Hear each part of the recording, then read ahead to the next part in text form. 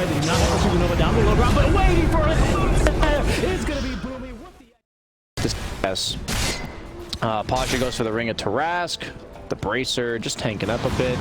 Looks like everyone's getting theirs this game. Yeah, pretty slow, farm-intensive early game. Perhaps the one swing is the mid lane where Queen of Pain is having a fantastic time with the 33-11. And First Blood going to come out. Grimstroke in the bottom, going down. The Mirana now trying to escape here. Milan being chased down by the PL Illusions, which are not going to threaten this line.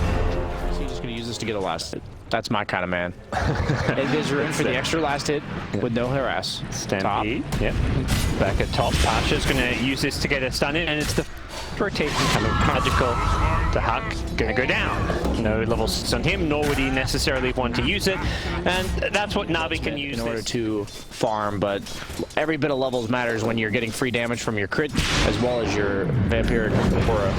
Oh, blink.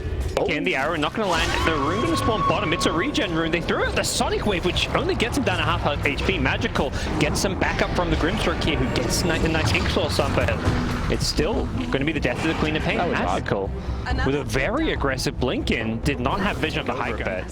Did give up his life going for that rune, so Peter does get the Maledict off. Here comes Queen of Pain with a blink scream. Peter should be going down here. 1 or 2 more right clicks will be enough with the PL here. It's Crystallize able to join in. And sometimes you want like the Iron Talon to kill the bigger creeps faster, but in this case, Faded Brooch is quite nice. You come in NiP with the Moonlight Shadow Initiation. Navi did not see this. Tower getting very low. The cast into a Maledict with an arrow to fold up, and the Queen of Pain and Magical gets bursted.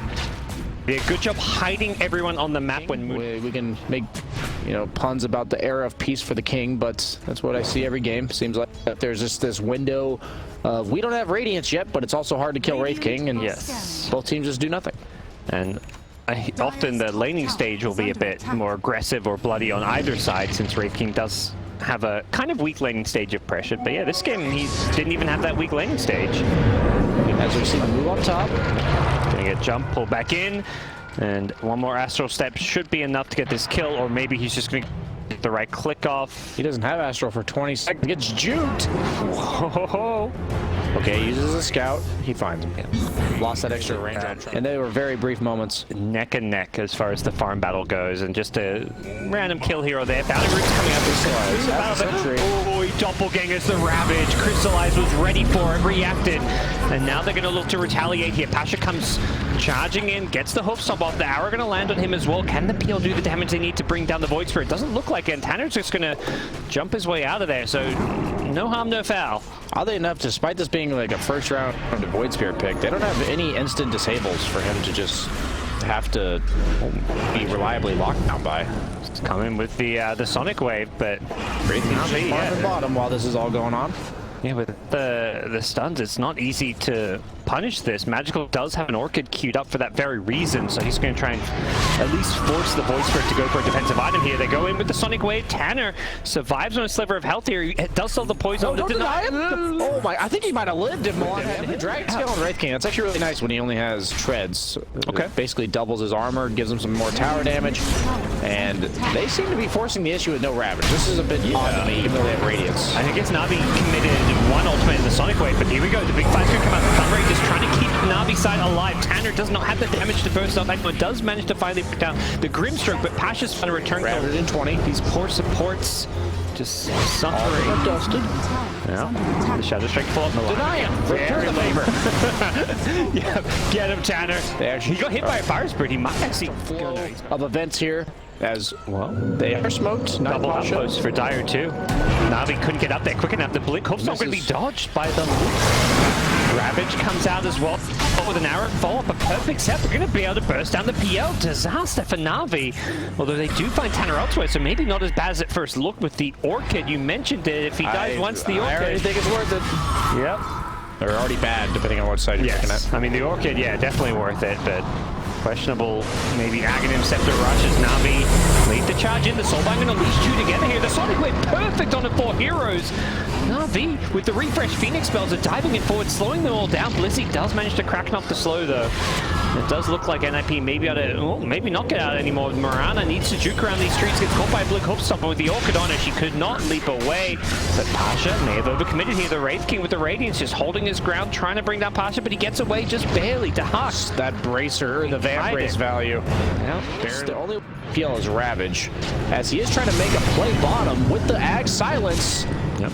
Would have maybe paid for itself there, but Tanner just being a bit too pubby almost, it feels like. He's just kind of going for solo kills when unnecessary.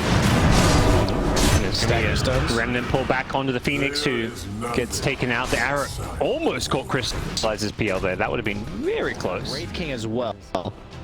Yeah, the timing just don't match up to me. As we see top, the silence from Tanner. Navi or Magical with the return silence. The arrow fishes, does not hit. But they find him. Silence.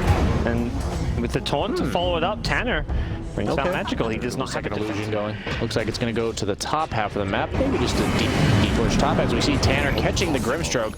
Acceptor is paying for itself. I have to envision that it's a good item. I just thought like Tanner does take the top outpost at 29.47, and maybe Magical will be able to snipe it right after they leave, as he'll see them bottom, but no, it's going to be too late. So they get double outpost as well.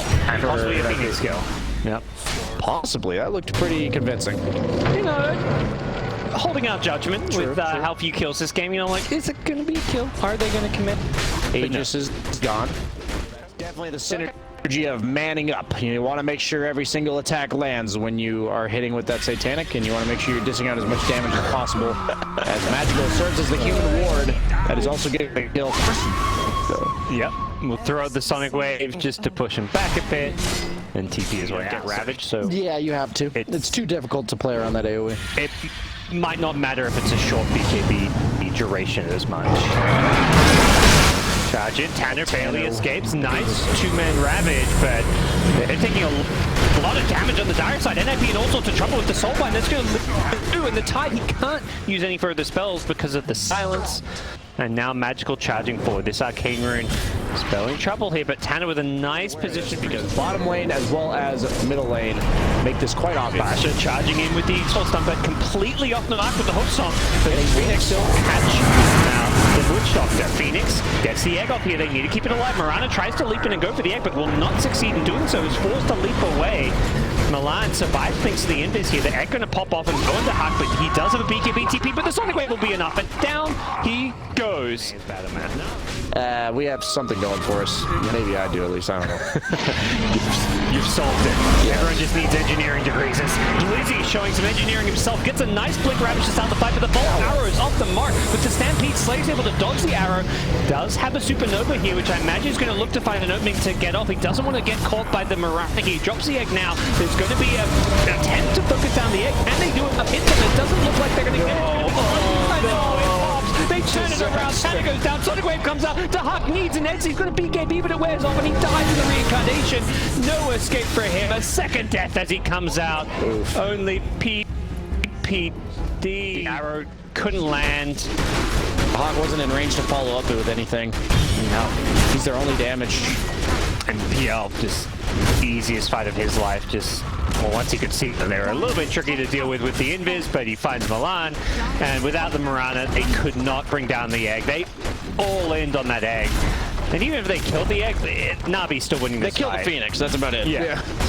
As already top lane of Rax gone, middle lane of Rax. 14k gold suddenly, no longer the even game. That's all it takes is 1-1 fight. That's what it felt like to me in the draft for Navi with their lineup comparatively is it fights, and Navi had to win just 1 or 2, and you see there the one fight already turns into 2 lanes of Rax and Aegis. 2 lanes of Rax. The Grimstruck Phoenix, these are the heroes that'll be easier kills and they can have such a big impact on these fights. But Navi, they saw them trying to observe with the Blink Hope Stomp is still going to catch 2. The Soulbind there as well, nice Ravage, but where's the follow-up? The arrow going to come in, catches out the Phoenix. They managed to burst the Phoenix here. Who's next? Tanner just charging on forward with the BKB. Finds Ilias in the trees. Grimstruck in some trouble here. The Astral set through. They're going to bring him down, so that's a nice start. They take out the 2 supports. The Hawk going to now take out the Queen of Pain. They're dealing dealing with the cause now, but there's still a big bad PL. Have they got the answers to him? He's got an Aegis. The arrow going to catch him out of the Yule Scepter. Buyback from the Queen of Pain. They want to try and kill the PL. They get him once. They've got to do it a second time now. Buyback from Paul.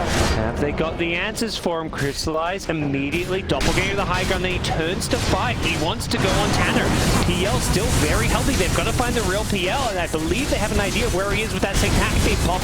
But now it's going to be wearing off to Huck. He's in the front line here. He's got the reincarnation, though. He's going to be coming back to life fairly soon. Crystallize still healing with the Satanic. Still healthy. Magical's reappeared, though, and he's going to BKB. He's going to help bring down one, and it looks like Navi are turning this fight. With the PL still alive, it's a two-man show, the PL Queen of Pain show. They take out Mirana and Magical with a timely buyback, understanding NiP without ultimates. Weren't going to be able to deal with that. 26,000 net worth now. About to hit level 25 as well. Oh, he almost kills the courier. Oh, he saw it flying in. That's why I was going for it. Back here after binding perfectly played with the Soulbind. He will manage to focus down the Void for it to immediately buy back. They want to get Blizzy with the BKB Queen of Pain. They'll succeed in doing so. Peter, he's on the cliff. He's been learning a little too many tricks from Arteezy, and he's just watching his teammates die. The Sonic Wave is going to catch Red King on the respawn, and yeah, Peter did manage to TP off the cliff as NiP not look for them. Quap also hits level 25, gets that Scream of Pain Fear. That's huge. Big talent there. Don't know if it's going to change much because they're... Oh, great Ravage on 4. Arrow follow-up. They catch the Queen of Pain. That's going to be a dieback from the Queen of Pain if they can't keep her alive. The Phoenix does not have an eggy, but yeah, they turn it around for now. The Queen of Pain. Here a cheese being nom-nom-nommed on, and that's got to be GG as NiP are defeated in game 1. Navi, they were patient this game, and it paid off. Yeah, the thing is, if you have a Centaurix going, you have 66%. So not only that, but all the heals are 66% more effective because every bit of health you have is that much more.